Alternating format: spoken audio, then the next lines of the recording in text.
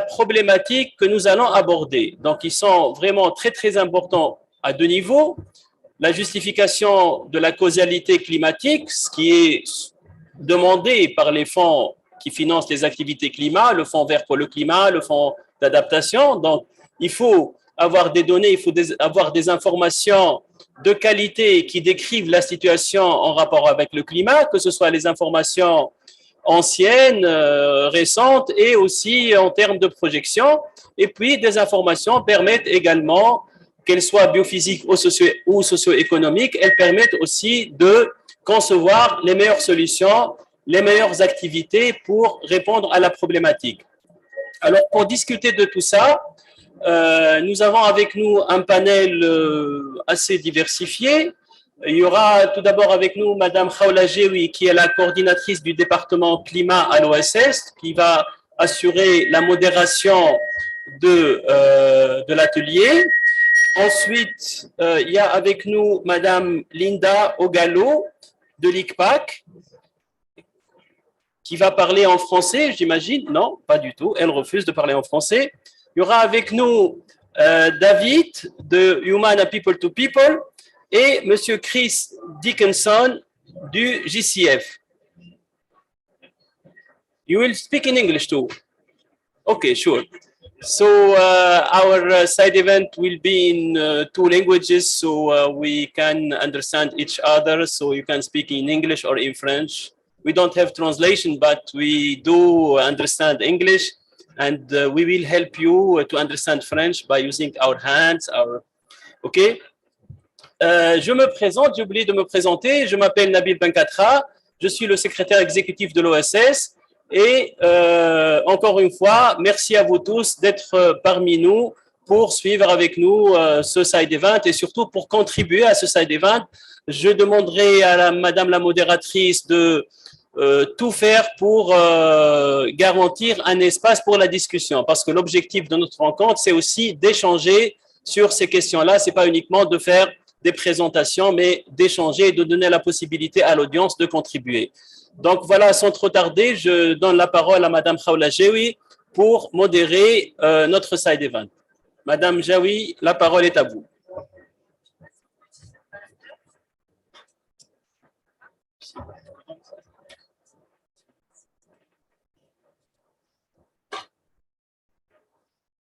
Merci beaucoup, Monsieur le secrétaire exécutif. I think now I need to switch to English. Hope it's fine with the colleagues. Okay. So according to what we are planning in our agenda, we are supposed to have a brief presentation just to draw up where we are and what we are talking about exactly.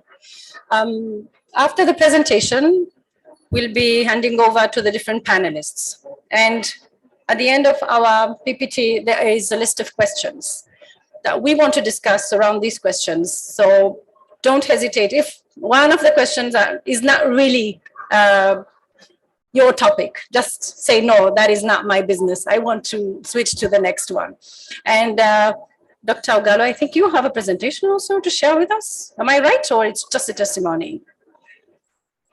It's a presentation? Good, so we do that.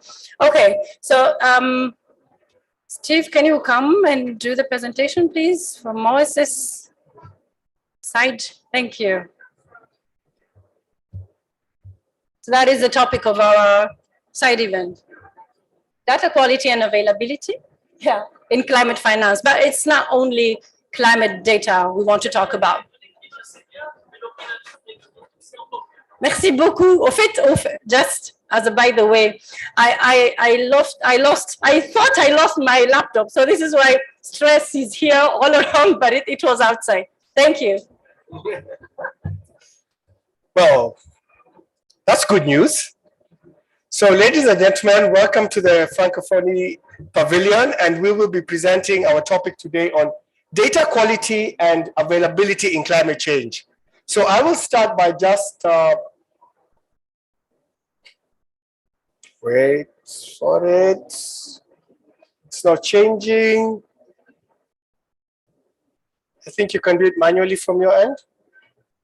So I'll just show you a quick snippet of the presenters, the team here today, and they are amongst you, so don't be afraid. We have from the top, Mr. Nabil Benkatra, who is the Executive Secretary of the OSS, the Sahara and Sahel Observatory. Then I will go to the end, which is Dr. Linda Ogalo. She is representing ICPAC, Climate Prediction Center, which is affiliated, which is with IGAD, and they are based in Nairobi. Then I go to Annette Nantongo. She's from Uganda, the Ministry of Water and Environment. I move to Haula Jawi, who will be our moderator for the session, and she's the Climate Department Coordinator at the Sahara and Sahel Observatory. Down below her will be Dr. Chris Dickinson, who is from the GCF. He's a senior ecosystem expert. And then I will move to myself, unfortunately, who is Steve Muhanji from the Climate Department. I'm a Senior Area Task Manager. And last but not least, at the last corner is Mr. David Kirchhoffs, who is a Climate Coordinator at Humana People to People. So thank you. So look at the faces, remember the faces. Good. Next, please. So I will just give you a brief description of who OSS is. And for that, I'll tell you, since 1992, when we were established, we have now 26 African country members in North Africa, West Africa, Central Africa, and East Africa. To that, on the 7 northern member countries, we also have Germany, we have 8 African organizations, we have 2 partner organizations and NGOs. Back, please. So this is who OSS is, and this is who our members are. Next. The OSS mission and services is to support African member countries in the sustainable management of natural resources in a context particularly to adverse climate change. With this, we have implementation of multilateral agreements on desertification, biodiversity, and climate change, promotion of regional and international initiatives, and last but not least, harmonization of approaches and methodologies for sustainable land management of resources. Towards this, we have North-South partnerships platforms, science policy articulation interface, and collaborative instruments available to countries. We offer such services to our country members. And if you are representing any country here, please join us. Next, please. I will move to our 2021-2020 strategy. This is the vision of OSS and where we plan to go. Because our main focus is to support member countries in the implementation of their sustainable development policies. And we also offer scientific and technical program integrated and concerted management of natural resources under our 4 thematic areas, which is water, land, biodiversity, and climate. For this, we also offer transverse programs in monitoring and foresight, communication and information, and capacity building. As you can see at the far right, we have our strategy, which has the 4 integrations on what we are planning to do. So up to there, I think take a breather, take it in as we move on. Next, please. This is the role of OSS as an accredited entity with the GCF and the AF. To note that we are one of the only African countries accredited by the GCF, 3rd African country to be precise. So for that, OSS divides its roles into 2, implementing and executing. Towards implementing, we oversee the development and approval of projects and monitor their activities, results, as well as their functions. Towards executing, we carry out project activities and take on a day-to-day project execution, which requires experience. And on top of it, we also engage with local communities and actors. So you can see there's a linkage between implementing and executing, because as OSS, we don't just look at it as one role, but we envisage it and take it as a whole. So some of the activities and our expertise as OSS is validation of activities and reporting, undertaking all financial monitoring, evaluation, audit, and reporting aspects, support and scientific of technical activities coordination, ensure compliance with procedures of no objection and regulations. Non-objection is an activity that all projects take on, so as to us as supporting monitoring and tracking of all activities. And we also ensure communication and project results. Last but not least, we also supported the development of funding proposals from pre-concepts to concepts, and finally to project documents. And from this, when we move to the next slide, I will invite Mrs. Haula Joey, our coordinator, to take us through what development of funding proposal is. Thank you. Mrs. Joey, please.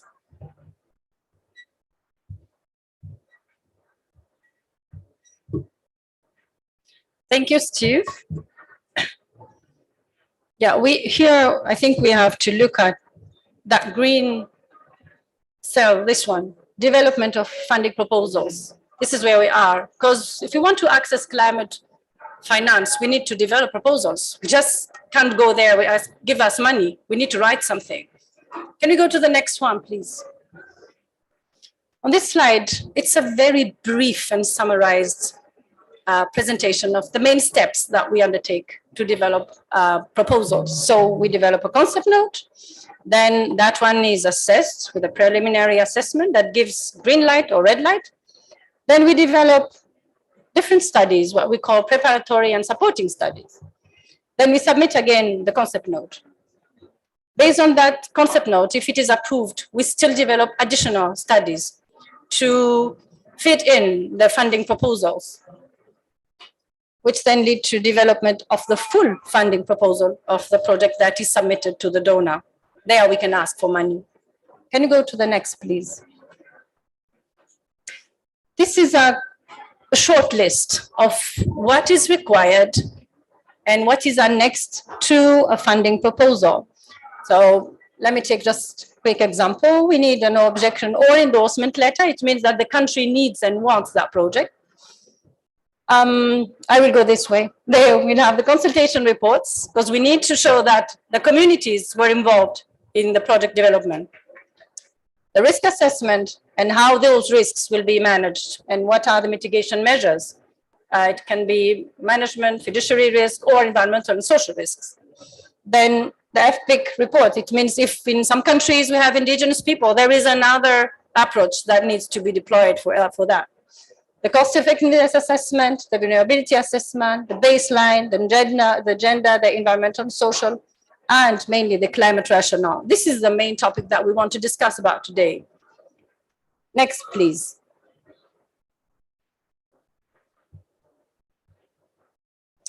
So under climate rationale, to show that a project is addressing climate change issues, we need to show at least these three main aspects. The first one is the climate anomalies, temperature, rainfall observed in the recent years are well described. This is what is required. It needs to be written in the project document.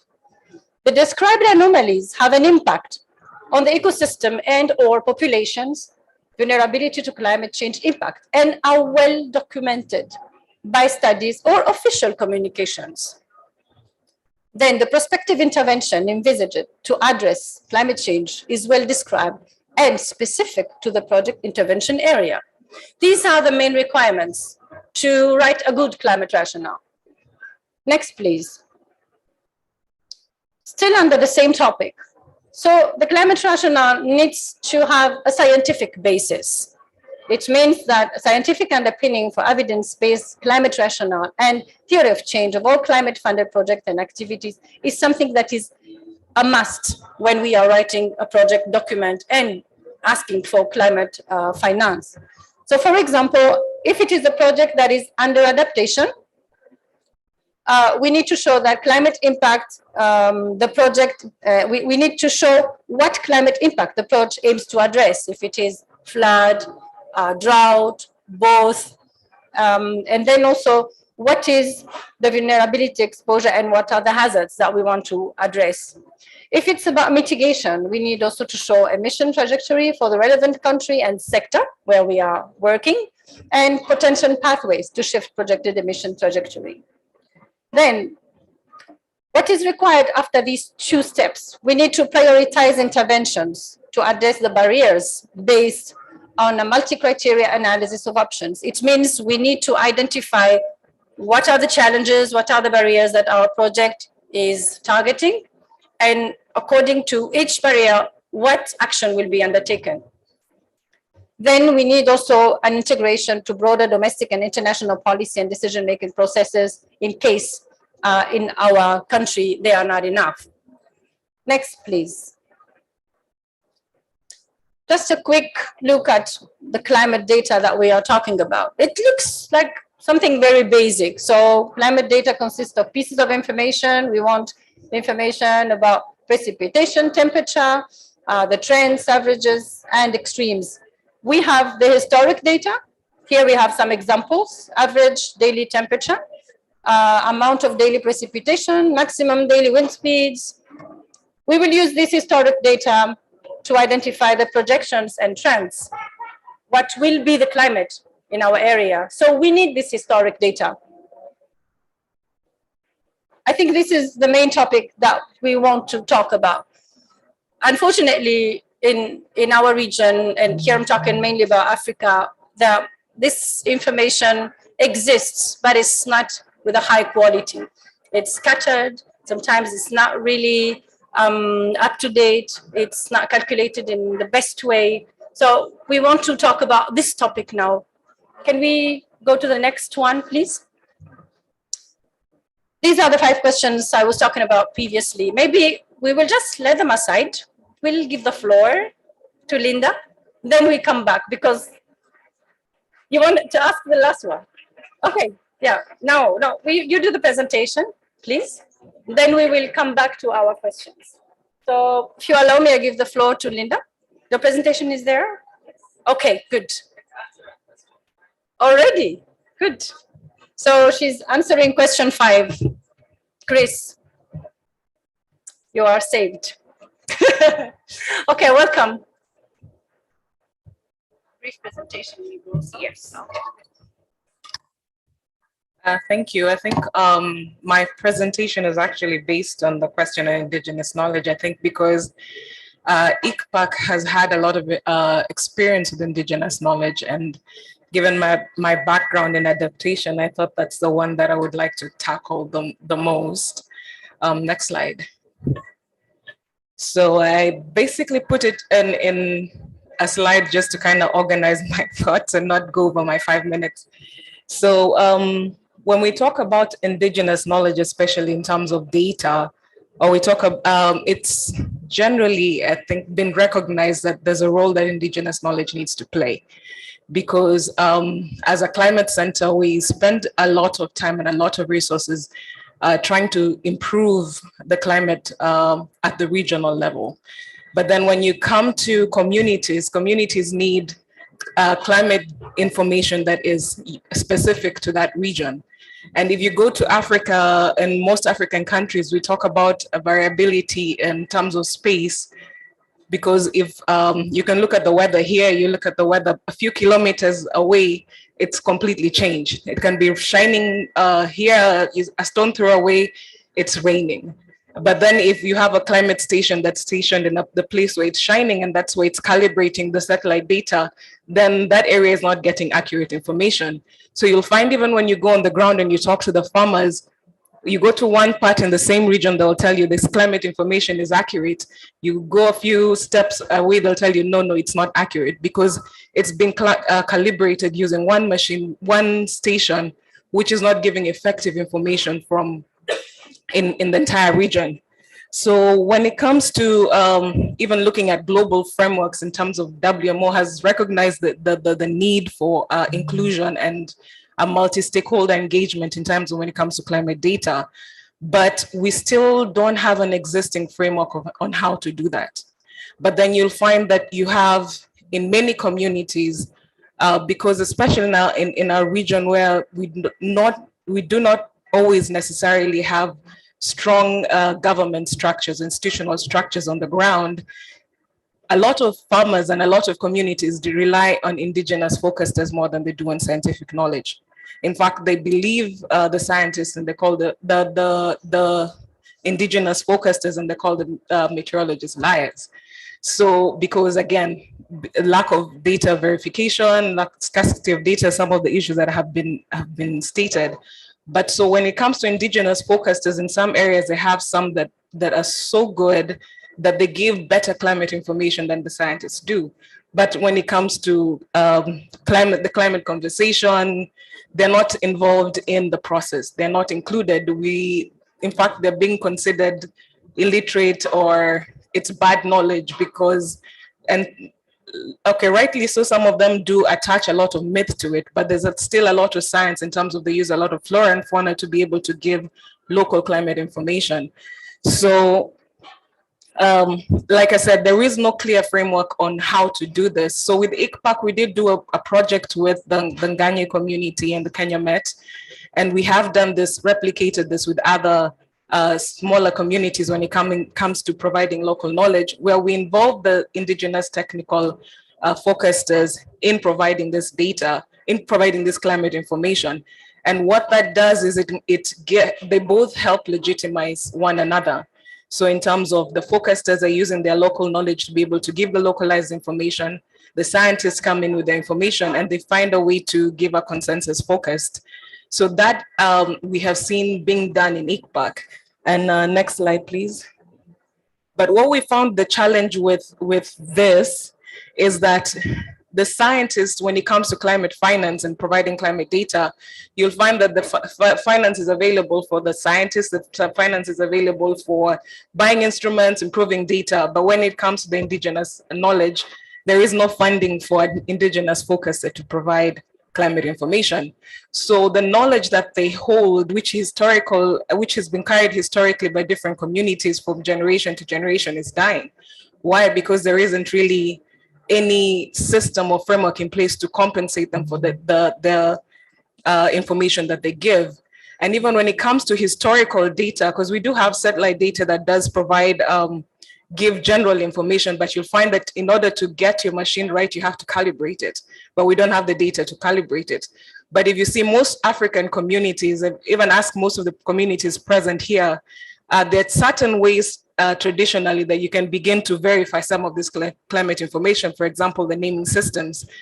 You'll find, like even in my community where I come from, whenever there was a drought, they would name the child based on that drought. When there was a flood or a famine, you'd find the naming systems. So if you go historically back to communities and begin to see who was born during a flood, who was born during a drought, you can be able to begin to verify some of the information that we have. So I think I've gone over my time, and yeah, I'll stop there.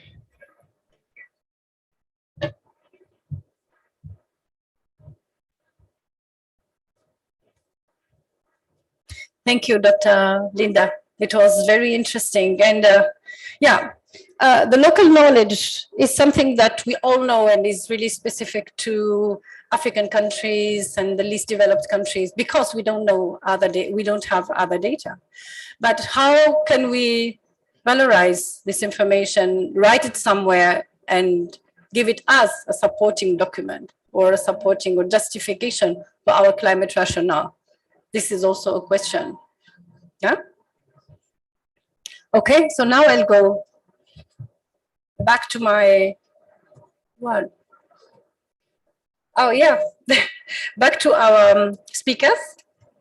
So yeah, I'm inviting now Mr. David Kerhoff, please, Program Coordinator, the Humana People to People.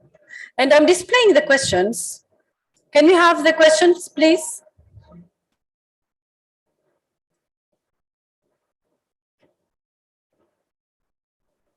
I think it will be easier.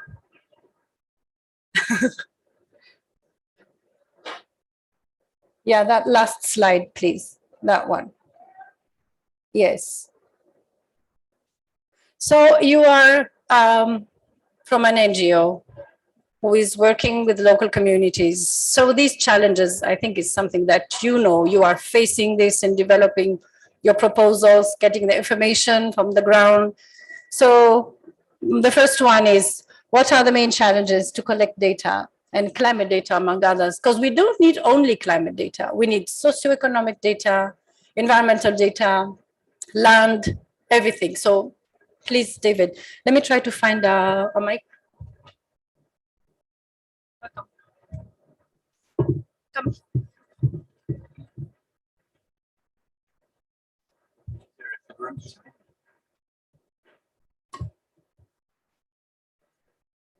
Good. Well, thank you, Hala, and thank you to the OSS team for inviting me here to speak. I think you're asking me to respond to the first question.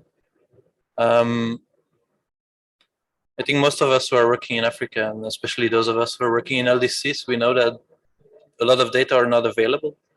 They just simply don't exist. So let me share maybe an example. We're currently working on a project in Guinea-Bissau together with the OSS team, which is a project for the Green Climate Fund, which is in, we hope, in one of its last stages before it goes to the board.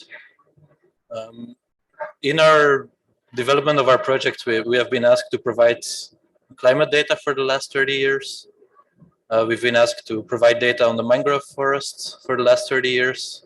We've been asked to provide data on the water levels, the seawater level.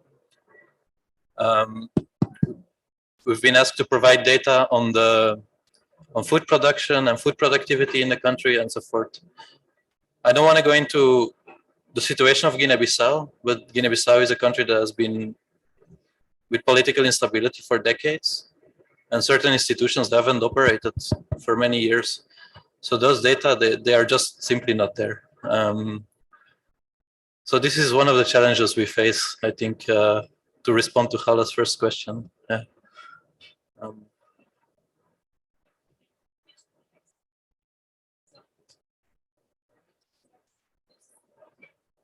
Hello? Yeah, it is working. So now, based on this challenge, I mean, the data is not available, but some of it is there. How credible is it?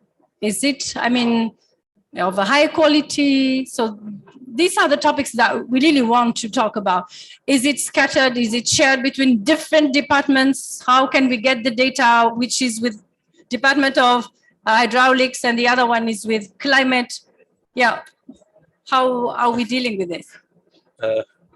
I know where the question comes from. I think we have shared this problem over the past years. Yeah, so one thing is that the information is scattered, right? So one institution has written a report on one thing, another institution has written a report on another thing.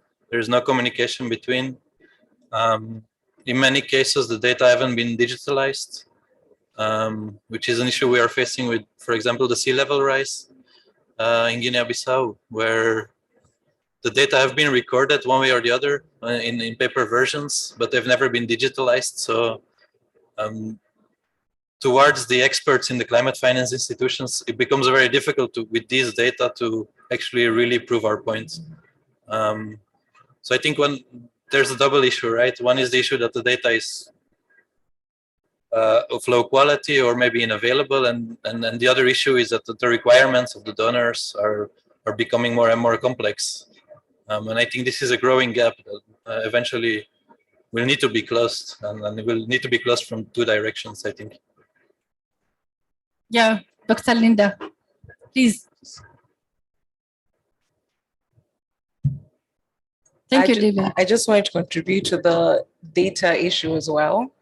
I think you're very right in how you said it's very scattered, but I think there's how African countries were introduced to data when they first started collecting data was the notion that you can get money from data, which is why you'll find from department to department, they do not share data. They want to sell data. Even to researchers, you have to buy the data. So because that's for a lot of them, that is the only source of income. So then how do you then go around getting data from one place to another? So with IGAD, I know we're now working on a data sharing protocol among the IGAD member states. But yeah, that is one challenge that there's going to be difficult to overcome because they do share this data. And even as a regional institution dealing with flood issues, dealing with transboundary issues, we still find it very hard to get data on thresholds that will help member states get early warning on flooding for rivers, because they just won't share it. They want you to buy it and pay for it. So it's a challenge. Yeah. Does this mean that a department which is under the same ministry will go and buy the data from the same, I mean, another department? Is it this, or it's just for, let's say, an NGO or private sector who is also planning or writing the project proposal? maybe those ones they can buy. But if it is a national initiative, I mean, a public project, Even nationally, depending from government to government, they don't share. this is our reality. Because the fear is if I give them the data, then they'll give it out for free. As opposed to if I have the data, then everyone needs to come to me and then I can make some money off it. Yeah. Okay, thank you. Thank you for this clarification. And it's good initiative that in the IGAD region, we are trying to create this center to share the data. I hope it will be, even if we need to pay for it, it will be really symbolic amount, not very expensive, because otherwise we'll be asking for PPF from the GCF to give us money to buy data, then to give them back. I'm now handing over to Dr. Chris Dickinson from the GCF. Please, welcome. I think the question is number 4. Number 4. Okay. Thank you. Okay, thank you. My name's Chris from the GCF. Whoa. Okay, right in my ear. And very pleased to be here today. Yeah, we're the world's biggest climate fund, with a lot of money spent also on climate information systems. I think over $1.2 billion on climate information systems, and very interesting to hear the comments that have been made already. But first of all, as a climate fund, we have to make case for all projects that it's related to climate.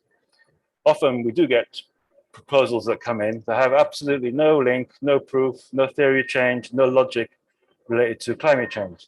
For example, there was one proposal looking at wildlife poaching in protected areas in Africa. Well, wildlife poaching in protected areas in Africa. Sorry? Oh, okay. So it's not 100% linked to climate change. Yeah? We've also have many cases when entities say there is no climate change data in this country. There is no climate change, like you said. And we do realize that is a problem in many countries like Africa. But also I've got a case where I've been told that by one entity. On the other hand, I've got an accredited entity who's doing a really fantastic proposal with climate change data from the same country, but someone else says it doesn't exist. And maybe that's because of the issue that you mentioned, how organizations in a country get data and use it, they commoditize it. Information is power as well as money, yeah? So there's that issue as well. I don't know why it's squeaking. There's also one good example of climate rationale is from the OSS Angola project. So that country used to have lots of on-the-ground data collection. During the war, it lessened. But there's a very good analysis by one by IFAD, who've looked at the climate change vulnerability on crops, and another by a Portuguese institution comparing all the different climate models. And it's very clear in the south of Angola, temperatures increasing, drought is increasing, severity of rainfall is increasing. So it's a really perfect climate change rationale. But if you look at that paper, other parts of the country, it was impossible to really predict anything. All the models are showing completely different things. One says rainfall will increase, one says rainfall will decrease. And as I've been told by our climate scientists, it's very difficult predicting the future. You're also a climate scientist, so you know it's very, very difficult. So we must try and use the data that's available. We must try and get data from governments, departments. We are at GCF, we do have a climate science division now who are trying to simplify and come up with a process for making it more strategic. I don't know if the Guinea-Bissau project has spoken to the climate science team or not, but I would suggest that as one of the first things to do, because they're very understanding. If you can make a justification that there is no meteorological ground stations, you can put that in the documentation.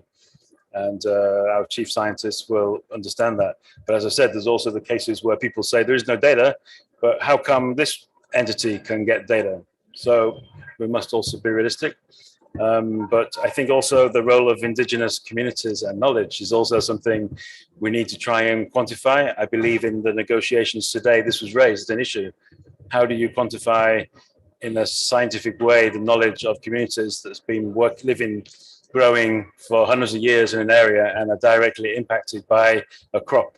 They're the first ones to see a change, yeah? and especially the women's groups are probably the first to see any change in crop failure because they are the ones managing lots of crops. So how can we simplify the process? We are working on that. There are cases. I suggest that you organize a meeting with our climate change experts to discuss, and we will try to find mechanisms where we can also use and access these global data systems that are also used by IPCC.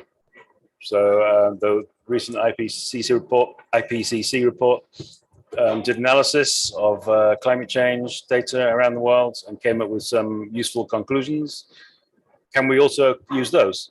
Like, for example, in one country, this is southern Madagascar, I was talking to the climate change scientists, and it's very clear from the recent IPCC report that there is drought in this country, and it's simplified.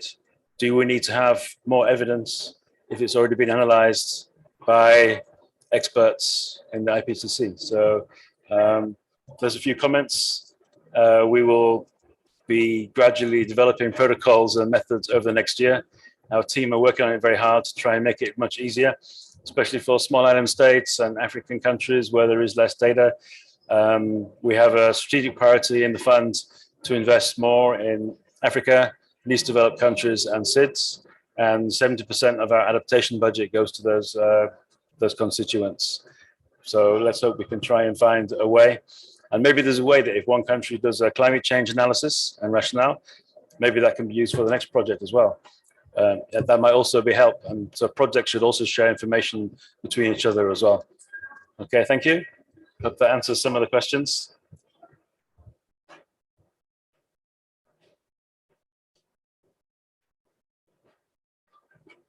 Thank you very much, Dr. Chris.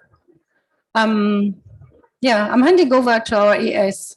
You want for a contribution, please? Yes. No, just I understand from Chris that we can find some data, even if we don't have data in the country, we can see at, for example, regional, international level, we can find some data. And if you allow me, I want to give the floor to our colleagues from Agrimet. Agrimet is a regional center where we collect a lot of data. Effectivement, je pense que le centre Agrimet, en l'absence de données assez précises au niveau des pays, par exemple, de l'Afrique de l'Ouest, quel rôle pourrait jouer un centre comme Agrimet qui collecte des informations, qui a des stations de réception, qui a des réseaux, qui a aussi le réseau, par exemple, CONACYLS au niveau des pays, qui peuvent faciliter l'échange et l'accès aux données. Donc, je ne sais pas si les collègues au niveau de Agrimet ou du CILS peuvent contribuer à nos échanges et dire qu'est-ce qu'ils peuvent faire dans ce cadre-là et comment ils peuvent mettre à la disposition des pays de la région, des pays de l'Afrique de l'Ouest, quelques informations, quelques données disponibles. Donc, je ne sais pas, Magat ou... Saïdou, s'il vous plaît. Merci bien. Effectivement, la question donc d'échange de données entre les pays et les centres régionaux, c'est une question assez cruciale. Au début de la création d'Agrimet, justement, Agrimet a aidé à mettre en place des services météorologiques nationaux, ou du moins sur tous les aspects climatologie et agrométéorologie. Et donc, en ce moment-là, donc, les accords prévoyaient donc le transfert régulier des données climatiques au centre régional Agrimet. Mais avec le temps, ça fait déjà 40 ans de cela, avec le temps, les choses ont évolué et beaucoup de pays ont été au fur et à mesure érigés en agence nationale où ils devaient en fait générer des ressources propres. Et donc, et en même temps, il y a eu cette résolution, fameuse résolution 40 de l'OMM, qui encourageait aussi les pays à générer des ressources pour la collecte des données. Donc ça a constitué des facteurs qui ont fait que l'envoi des données n'était plus systématique. À tel point qu'actuellement, donc, on a certains pays qui continuent de nous envoyer les données, mais il y en a beaucoup qui ont arrêté. Or, alors, il faut les solliciter et ça ne vient plus au bon moment.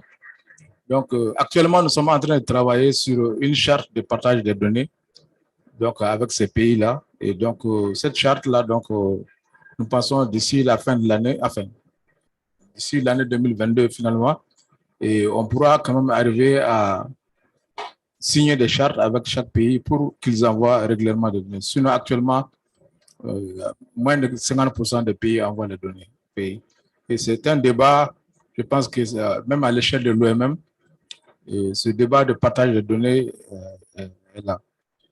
Je pense que c'est la même situation que Mme Linda aussi a évoqué au niveau de l'Afrique de l'Est. Je travaille sur la charte de partage de données. Bon, Agrimet, en tant que centre régional, comme vous l'avez dit, donc, a quand même développé des méthodologies à défaut donc d'avoir ces données de terrain. Donc, il y a les imageries satellitaires. Et avec les imageries satellitaires, donc, il y a ce qu'on appelle le merging des données. Donc, il y a les données d'observation. Le peu de données de terrain dont nous disposons, nous les combinons avec les imageries satellitaires pour avoir ce qu'on appelle le merge data. Donc, c'est ça qu'on utilise généralement pour notre suivi régulier, sachant bien que plus de données on aura de terrain, mieux le produit mergé sera de meilleure qualité. Donc, nous travaillons justement avec les pays dans ce sens-là. Voilà ce que je peux en dire. Merci. Merci beaucoup. Nous savons tous que Agrimet et le SILS, d'une manière générale, font beaucoup de choses au niveau de la région de l'Afrique de l'Ouest.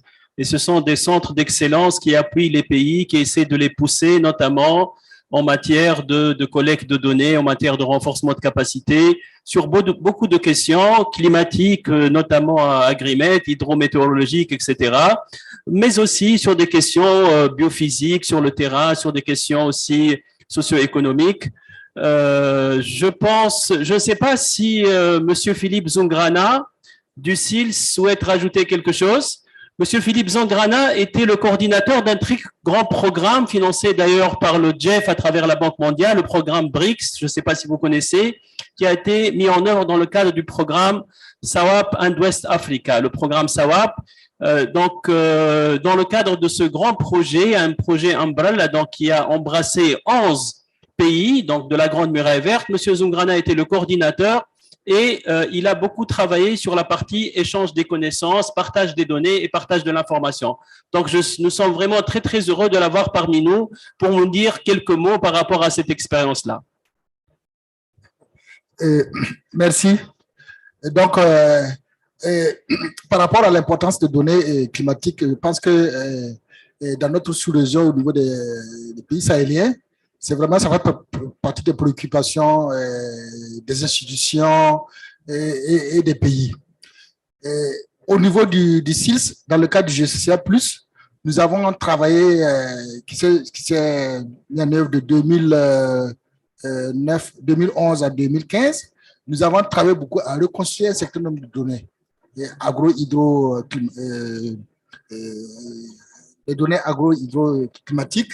Donc, pour pouvoir avoir une série de données, construire une série de données de plus de 30 ans, parce qu'il y avait aussi des trous. Et donc, grâce à ce projet, nous avons, avec la contribution des pays, essayé de collecter et puis de compléter la base de données. Donc, on a une série de données depuis plus de 30 ans, 40 ans, qui existent au niveau du SILS. Et donc, ça permet quand même de faire des études, de faire des analyses, de faire des prévisions, ou bien les scénarios. Parce que si on n'a pas de données, c'est vraiment très sûr pour pouvoir prévoir et alerter l'avenir. Donc, la qualité de données, c'est vraiment important. Et au niveau de notre sous-région, les institutions doivent travailler ensemble pour essayer de voir, de mutualiser les ressources et de voir comment on peut constituer une base de données, comment on peut s'entraider pour la collecte de données et l'archivage de données de qualité au service des institutions, au service de nos pays membres. Donc, dans le cadre du projet BRICS, comme tu as dit, c'est une expérience excellente. Et on a vu aussi que le partage et partage de connaissances, c'est vraiment très important entre les pays.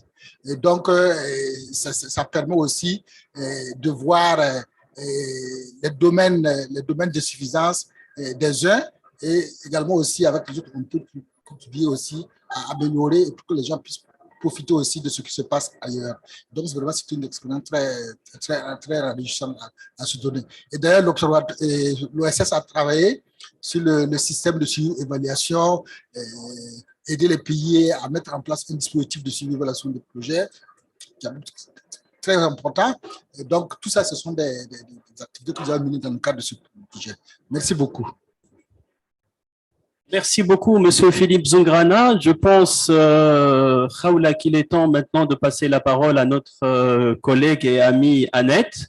So, Annette is from Uganda, from the Ministry of Water and Environment, and she will make a small intervention how the country is collecting data, what are the problems of data, and what solutions can we have to address these issues. So, Annette, please, the floor is yours.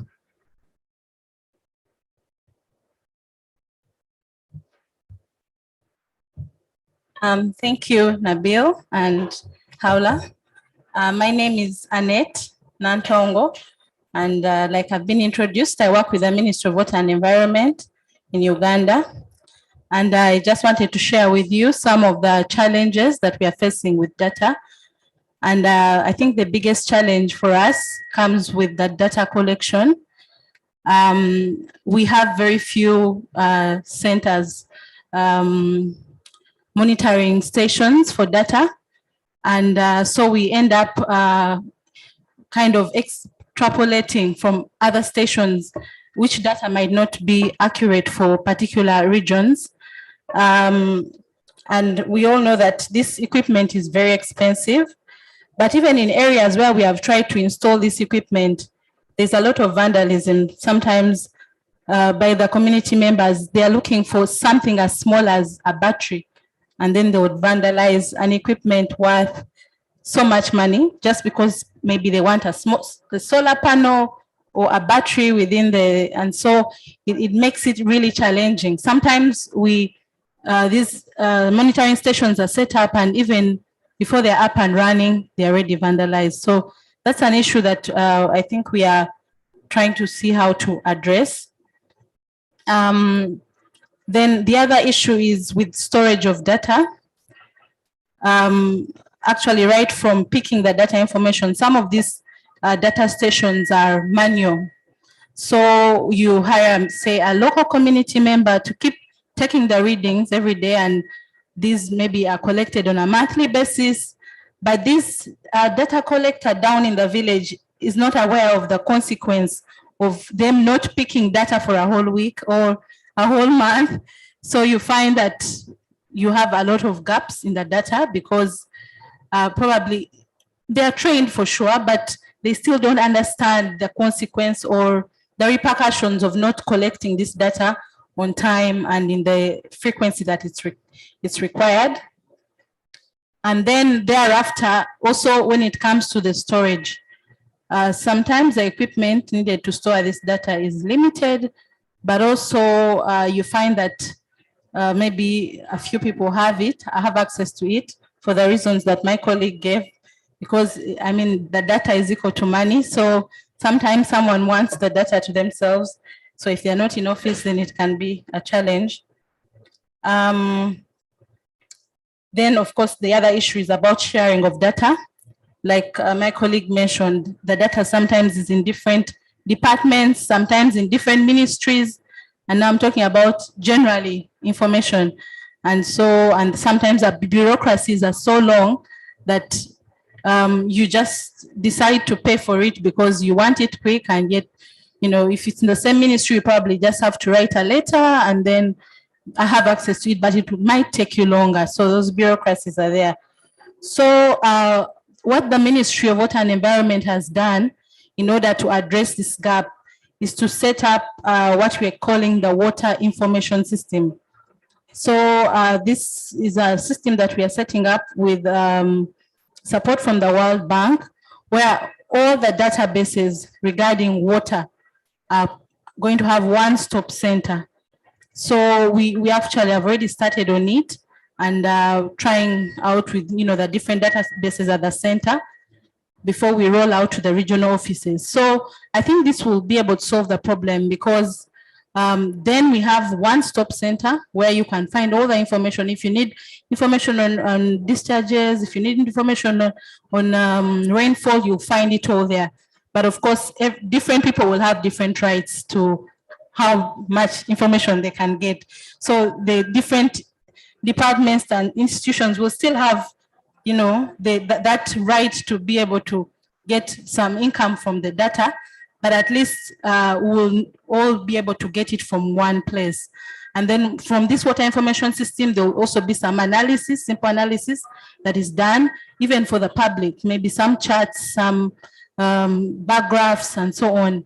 So I think that is something, yeah, that the ministry is doing to be able to address this gap on climate data. Thank you very much.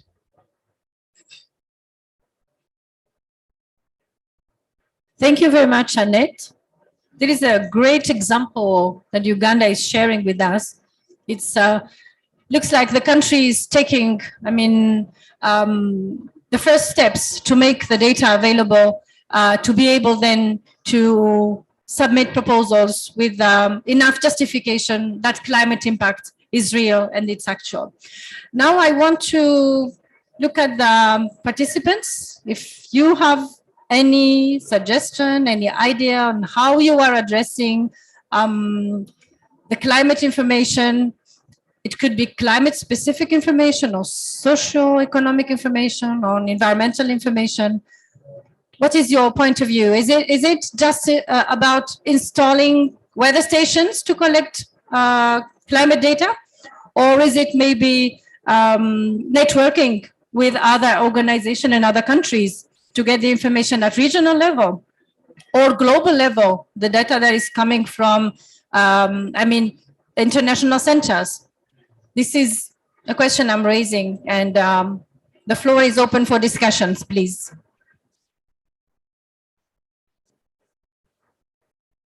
Yeah.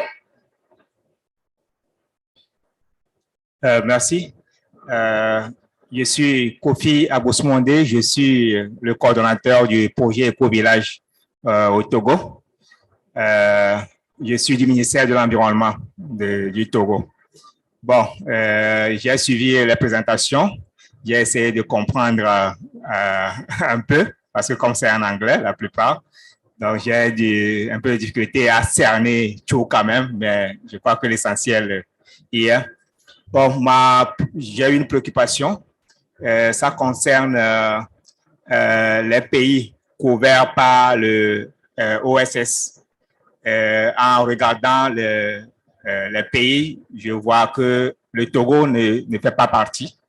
Mais le Togo et le Burkina sont des pays frères qui partagent les mêmes réalités jusqu'à un certain niveau, surtout le nord du Togo et le Burkina partagent. Oui, il y a le Bénin. Il y a le Bénin. Quand on parle du Sahel, je préfère parler du Burkina qui est au-dessus du Togo, qui rentre dans le Sahel plus que le Bénin. Je voulais savoir, est-ce que le SOS peut s'étendre à d'autres pays, notamment le Togo, qui partage, comme je viens de le dire, les mêmes réalités que le Burkina, ou bien c'est limité? Secondo, concernant la qualité des données, surtout les données météorologiques, généralement, dans notre pays, ces données, on les reçoit au niveau un peu plus global, régional, mais au niveau local, ce n'est pas assez fourni. Ça, dans l'exercice de mon projet, par exemple, nous tenons compte des fois des connaissances locales, parce que je travaille avec les communautés à la base. Des fois, c'est la communauté qui nous dit, si vous faites ceci à telle période, ça ne va pas réussir. Et des fois, on se dit non, on peut le faire parce que, je donne un exemple, pour planter ou bien semer, nous, on se dit, il y a la pluie, on peut y aller, mais ils nous disent, si vous plantez à ce moment, ça peut réussir, mais on n'aura pas de bon bois. Donc, je me demande, est-ce qu'on ne va pas aussi prendre en compte ces connaissances locales-là dans la collecte des données? Merci. Merci beaucoup. Est-ce qu'on répond question par question ou est-ce qu'on prend quelques questions et Oui, voilà. Donc, rapidement, pour répondre à monsieur, bon, par rapport à ce qu'on appellerait le membership du Togo, monsieur Kofi, enchanté. Donc, pour que le Togo fasse partie de l'OSS, c'est facile. Donc, ça, c'est une opération, on n'est pas fermé, hein, donc c'est une organisation qui est ouverte. Nous, plus on est de pays, mieux c'est. Donc, le Togo est le bienvenu. Cependant, juste au passage, nous avons déjà un projet où le Togo est bénéficiaire, même s'il n'est pas membre, et nous sommes aussi en train de développer une nouvelle requête où le Togo va être aussi un pays partenaire et bénéficiaire de ce nouveau projet régional. Donc, nous ne sommes pas du tout fermés, au contraire, nous avons même des propositions de projets qui bénéficient à des pays qui ne sont pas membres. Donc, il n'y a pas vraiment de restriction. Sinon, par rapport au savoir local, bien évidemment, nous avons posé cette question et vous avez tout à fait raison. Il est très important de capitaliser sur les acquis des communautés. Par contre, dans certains cas, je prendrai toujours l'exemple du projet de Guinée-Bissau dans lequel on travaille avec Humana et qui est financé par le Fonds vert. Quand on est parti sur le terrain pour voir le savoir-faire des riziculteurs, il s'est avéré qu'ils n'ont pas cette capacité réelle de s'adapter aux conditions nouvelles qui sont dictées par le changement climatique. Et donc, il faut vraiment être très vigilant sur ce savoir-faire local. Donc, on ne peut pas tout considérer comme éligible et comme une donnée fiable. Donc, il faut vraiment cerner quelles sont les communautés ou quelles sont les pratiques locales qui sont vraiment adaptées et sur lesquelles on peut baser une décision pour mettre en place un projet. Il y en a d'autres qu'il faut vraiment améliorer. Il faut plutôt former les communautés pour qu'elles puissent être plus résilientes et s'adapter aux nouvelles conditions. Voilà. Autre question? Oui. Ah, désolé, on vous prend juste après. Allez-y. Oui, merci. Je pense que c'est juste un commentaire par rapport à tout ce qui a été dit sur l'importance des données. Oui. Voilà. Maguette Kairé, je suis du Centre régional Agrimet. Je suis le point focal du CILS pour le projet Alliance mondiale contre le changement climatique, CCA+. Alors, quoique l'importance des données aujourd'hui, tout le monde reconnaît que les données sont incontournables. Je pense que la thématique même du side event, ça adresse justement cette question de l'importance des données. Je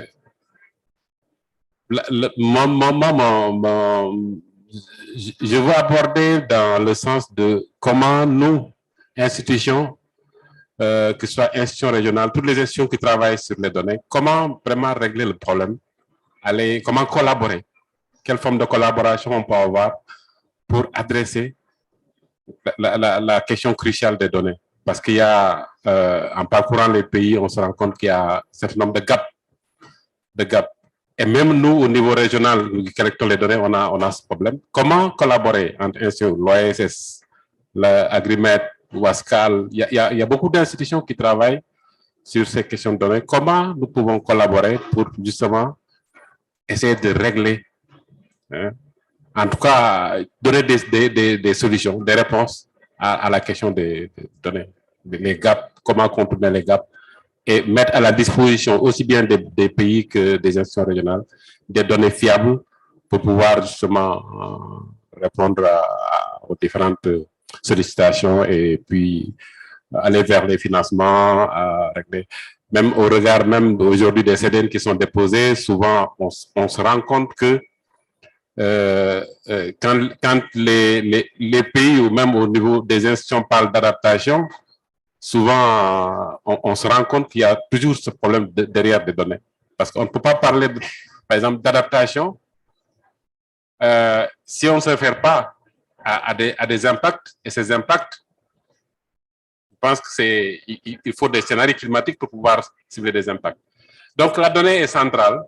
Hein. Il faut que nous, institutions régionales, toutes les institutions qui travaillent sur cette thématique puissent collaborer. Je ne sais pas quelle forme de collaboration on doit avoir pour adresser cette question. Je pense que c'est extrêmement important. Voilà, merci. Nous avons une autre question ici, et puis après,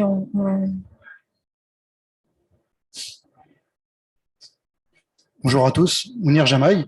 Je dirige la société NRCI qui est basée en France, au Maroc.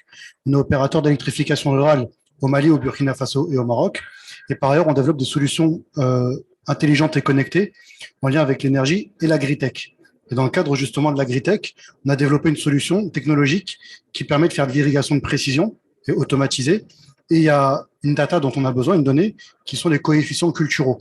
On arrive à les avoir donc sur le Maroc, auprès des différentes agences en lien avec le ministère de l'Agriculture. Par contre, sur le Mali et le Burkina Faso, on a un mal de chien à pouvoir justement les obtenir. Et ce qui est indispensable justement pour faire l'irrigation de précision. Est-ce qu'aujourd'hui, de par les personnes qu'il y a dans la salle ou OSS, vous avez justement un retour d'expérience sur ces coefficients-là, une base de données qui serait fiable, mise à jour, qui permet justement d'avoir ces fameux coefficients culturaux? Moi, je pense que dans la littérature, les coefficients culturaux pour les principales cultures pratiquées dans le monde d'une manière générale, mais même en Afrique, on peut les trouver. On peut les trouver, par exemple, au centre à l'INSA, l'Institut du Sahel. On peut trouver aussi au niveau de l'ICRISAT. Donc, je pense qu'il y a des organismes régionaux qui travaillent sur ces questions-là, des organismes de recherche agricole. Et je suis sûr que les principales spéculations ou les principales cultures pratiquées dans la région, vous allez facilement trouver leurs coefficients culturaux. Donc, mais ceci m'amène à parler d'autre chose parce que maintenant, de plus en plus, tout à l'heure, ma collègue Khawla Jaoui a évoqué ou a parlé d'un projet régional, c'est un projet sur la riziculture. Donc, c'est un projet sur la riziculture et c'est un projet sur la riziculture résiliente au climat. Et donc, l'idée maintenant, c'est de produire du riz avec beaucoup moins d'eau. Donc, la question même des coefficients culturaux, je pense qu'elle va être un petit peu évoluée. Donc, c'est une approche qui va être de plus en plus revisitée. Il n'y aura plus de constantes comme nous les avons étudiées à l'école. Moi, je suis agronome et nous avons étudié à l'école de l'agronomie le coefficient culturel pour le blé, pour le riz, pour telle et telle culture. Donc, c'est des abacs, c'est des chiffres. Mais je pense qu'avec les nouvelles technologies, avec les nouvelles approches, avec les exigences de l'adaptation, les coefficients classiques n'ont plus lieu d'être considérés. Donc, je pense qu'il y aura une révolution carrément dans notre manière de voir parce que les variétés ont beaucoup changé, les techniques ont beaucoup changé et le climat a changé. Donc, je pense que ça aussi, c'est une question qui mérite d'être soulevée et qui mérite d'être revisitée. Je ne sais pas, il y a quelqu'un d'autre qui a demandé la parole, mais nous pouvons continuer sur ces échanges-là et merci d'avoir posé la question. Ok, oui, merci beaucoup pour la parole. Je me nomme Saïba Bonkongo. Je suis du Burkina Faso, je suis de la société civile, je suis représentant d'une organisation locale. Ce n'est pas une question en tant que telle, mais c'est juste un commentaire par rapport aux connaissances endogènes, parce qu'on a mené une expérience pareille.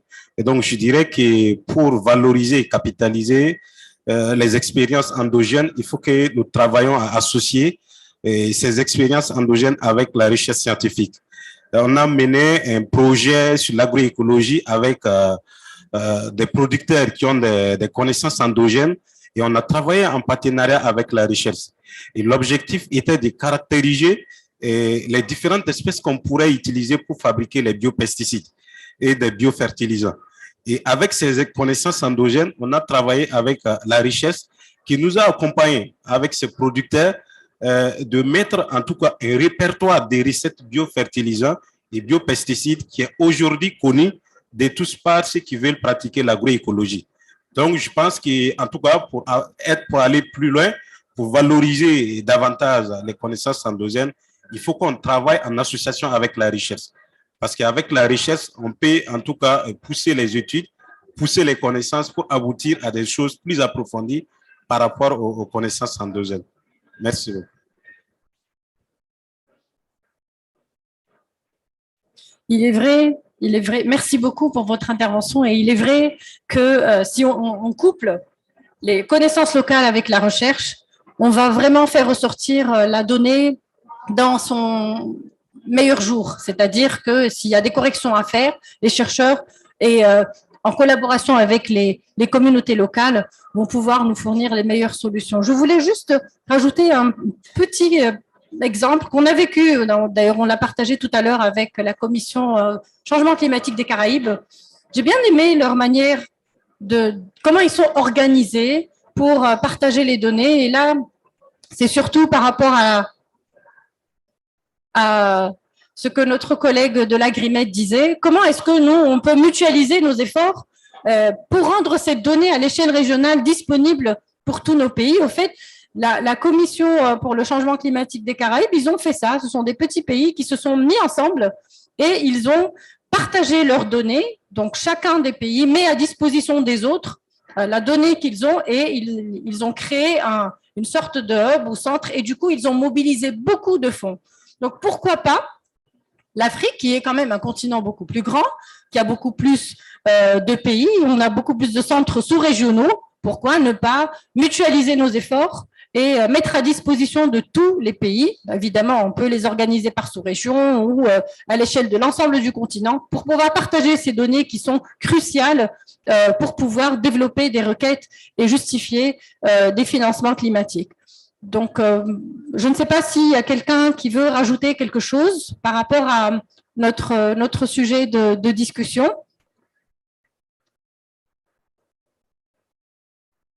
Voilà, donc je pense que nous avons quand même fait le tour par rapport à ces données. Donc, il reste quand même un grand point d'interrogation sur quelle est la capacité ou quelle est la flexibilité que les bailleurs de fonds pourraient offrir à certains pays où le challenge de la disponibilité de données est réel. Nous avons aussi eu quelques exemples où le bailleur a accepté ou recommande de faire recours à des témoignages écrits tels que le savoir-faire local. Donc, on revient sur ce coup-là. Ou bien des photos qui montrent que réellement sur le terrain, on voit l'effet des changements climatiques, que les épisodes que les communautés vivent sont bien réels. Et donc, ça reste quand même une sorte d'alternative à cette absence de données. Cependant, il faudrait quand même continuer à faire les efforts nécessaires pour que tous nos pays puissent avoir accès à un minimum d'informations de qualité pour pouvoir justifier donc de la mobilisation des fonds. Nabil, est-ce que tu veux rajouter quelque chose par rapport à la disponibilité des données et surtout au rôle des organisations régionales? Enfin, moi, I think the issue now is to we highlighted the problem, and I think now it's to the donors, the GCF, the Adaptation Fund, to be aware about these difficulties. We have difficulties mainly in Africa. We see that in this region, data and information are not very easy to collect, are not very easy to have. Sometimes they're not very in good quality. So we have to do with what we have. We need to help these populations because populations there, we are sure they are suffering from climate change. They are suffering and they will suffer a lot about with climate change. So I think that GCF and Adaptation Fund and other donors should have this in mind and should know that when we can't give data or when we give data, for example, from population, from the local knowledges, and when we bring data from the regional level and to try to generalize this data. So I think that donors must be a little bit flexible and must be aware about these difficulties. So I think this is one of the main points that we have to raise in this side event.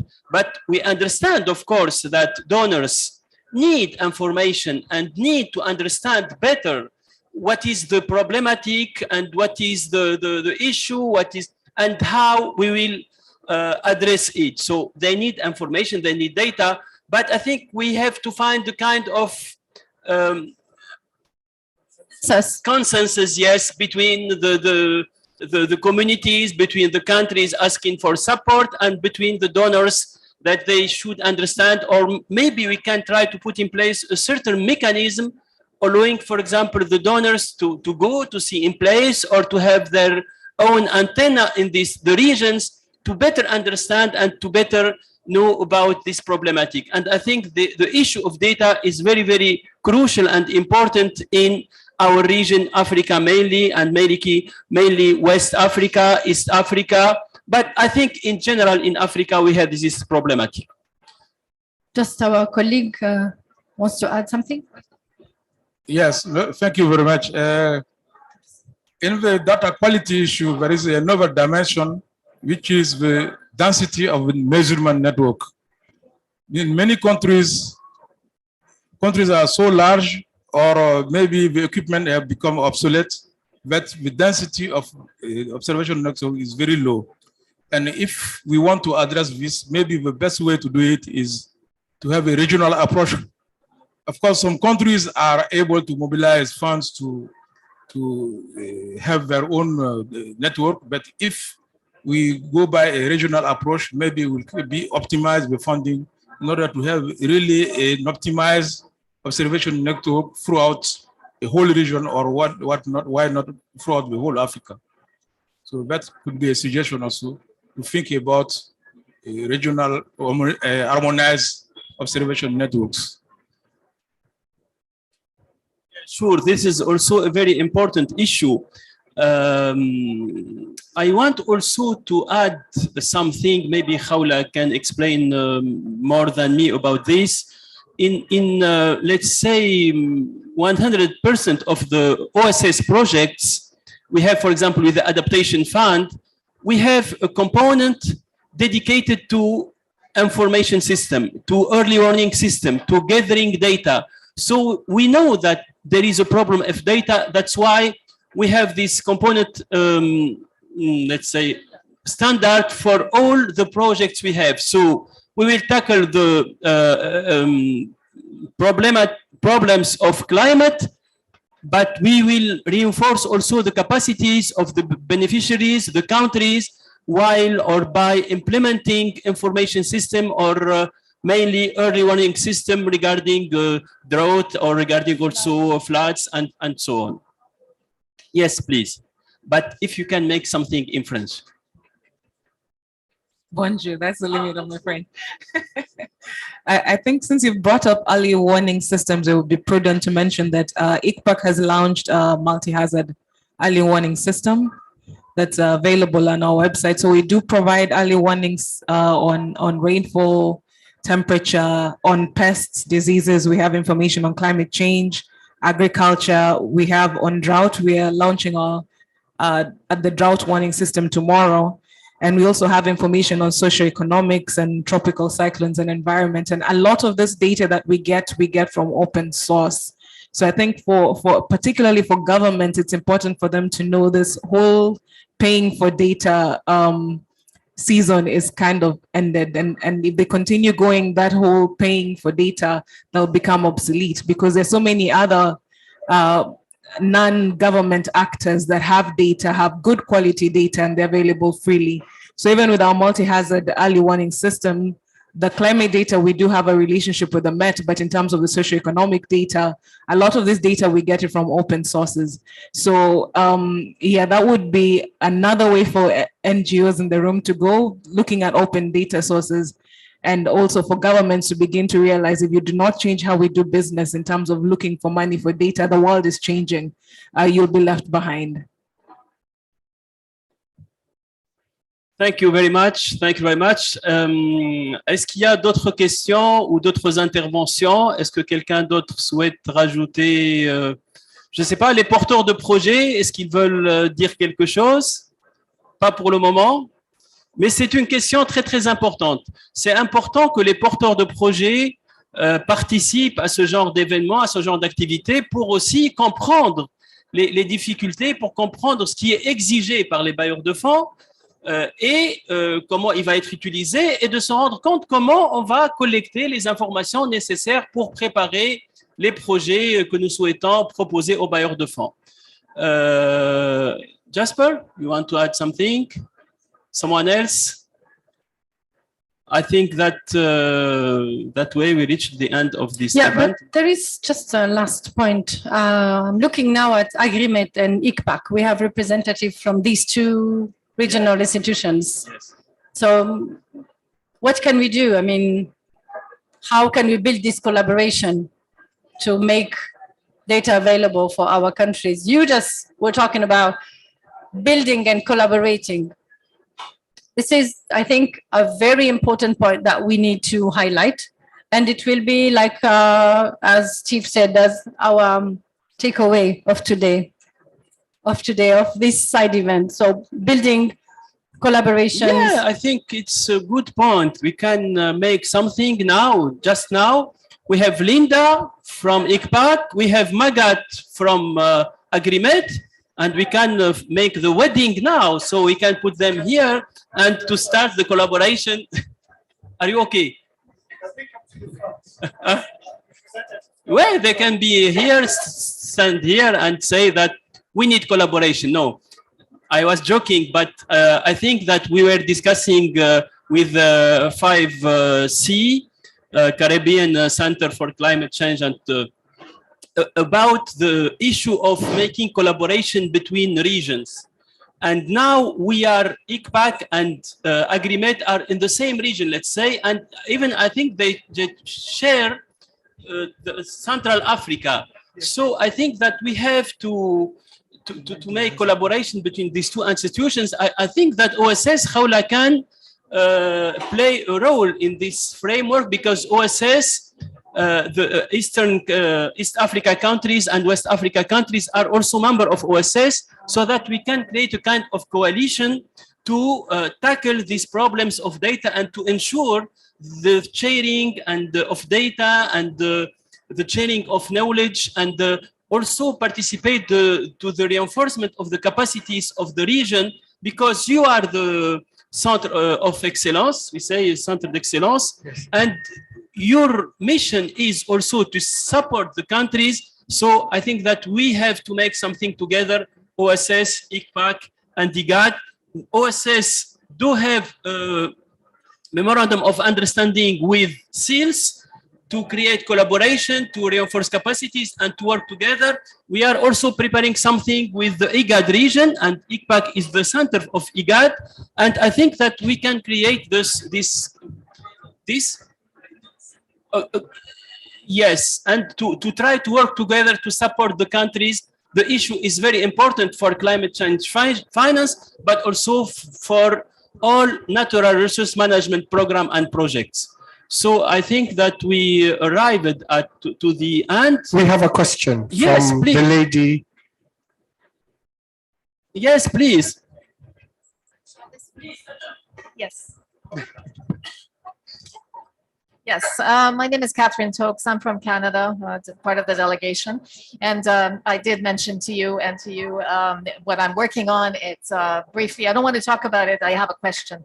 But I would also like to thank everybody who gave this excellent presentation and lots of good information. Sorry, my mask. But what I would like to know is, because I am leading a very interesting collaboration between a water technology, a technology that produces water from the air, which we will be implementing in an agroforestry project to use it for irrigation, for providing water for the people who work there and for wherever you need water, creating a biodiversity. But I would like to know, how can we access information, or I would like to have your cards, please, or how can I get access to this kind of data, because I will surely be writing submissions very soon. Thank you very much.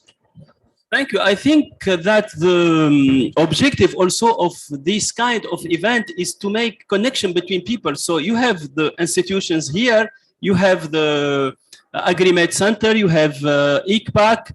If you want to work, for example, with Niger, we have the Centre National de Surveillance Écologique et Environnementale, le représentant ici. Donc, vous pouvez vous connecter à ces gens-là et essayer de créer des collaborations et d'exprimer votre besoin en termes de données. Je rappelle également que le Canada est un pays membre de l'OSS. Voilà, donc ça fait partie des pays du Nord qui sont membres de l'OSS et ça nous fait plaisir d'avoir un représentant du Canada à notre side event.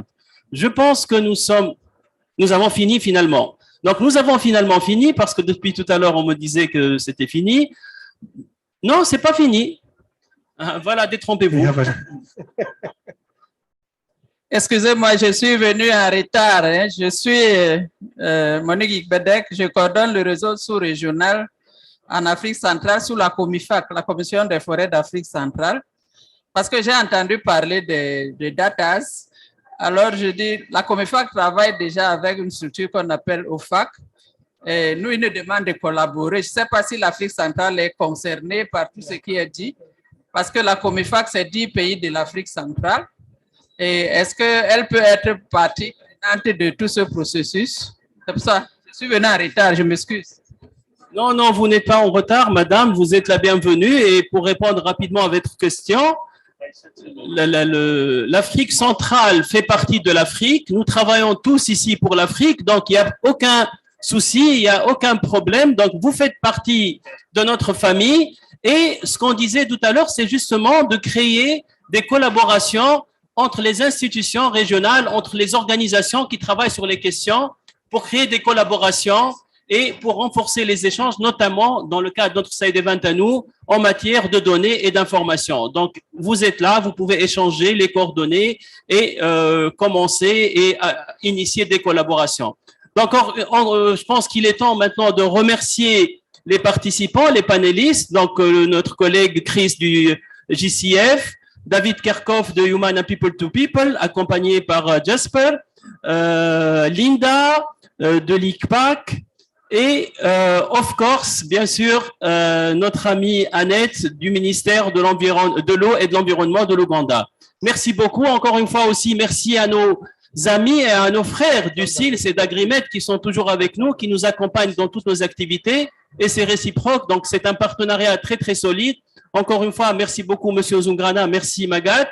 Et merci au Centre national de surveillance écologique et environnementale d'être avec nous et à notre collègue aussi du Niger qui participe à notre événement. Donc, merci à vous tous et félicitations à mes collègues Raoula et Steve pour la parfaite organisation. Et puis, je pense que nous avons quelque chose à vous offrir. Il y a des gâteaux tunisiens.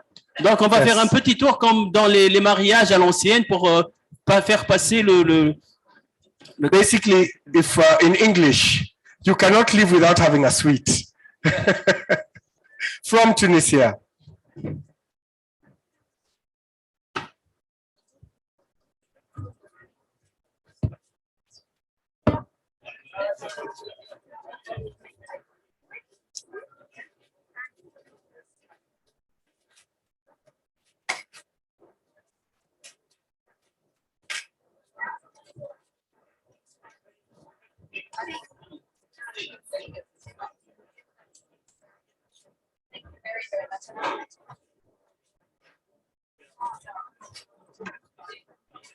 Please come for sweets. Don't sit. They are here.